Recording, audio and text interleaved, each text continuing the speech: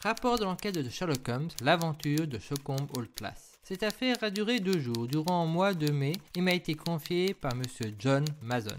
Ma mission, résoudre des mystères au domaine de Sholcombe Old Place. Sholcombe Old Place est une grande propriété qui se trouve dans le Berkshire, qui possède des écuries dont Mason est l'entraîneur et en élevage d'épagnols. Ce domaine abrite Lady Beatrice Fladder, une vieille femme propriétaire usufruitière, Sir Robert Norberton, son frère, qui a des dettes de jeux d'argent, ainsi que plusieurs employés.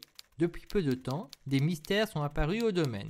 Ils sont en lien avec Sir Norberton et Lady Fladder. Sir Norberton avait un comportement étrange, voyait un homme en cachette dans la crypte du domaine et avait confisqué l'épagnole de sa sœur. Lady Fladder se comportait bizarrement, ne s'intéressait plus aux chevaux et buvait beaucoup. Dernier mystère, des ossements humains ont été retrouvés dans le domaine. Mes recherches et mon raisonnement m'ont permis de résoudre cette affaire. Sir Robert, aidé par les domestiques Monsieur et Madame Norley, avait imaginé un plan pour camoufler, durant un certain temps, la mort naturelle de Lady Fladder, morte depuis une semaine.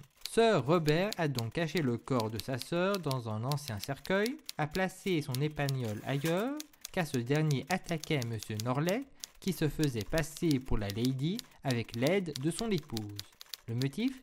Cacher la mort de la Lady en attendant la fin de la course hippique, le Derby, puis décrocher une victoire avec Prince, son cheval de course, pour payer ses dettes. Si la mort de Lady Fladder avait été annoncée, le nouveau propriétaire Sam Breyer aurait récupéré tous les biens du domaine et ainsi empêché la participation du cheval de Sir Robert en raison de leurs mauvais termes.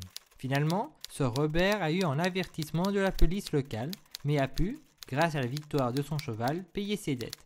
Durant mon enquête, j'ai été accompagné par mon adjoint, le Dr John Watson. Ce rapport a été dicté par Sherlock Holmes et écrit par John Watson.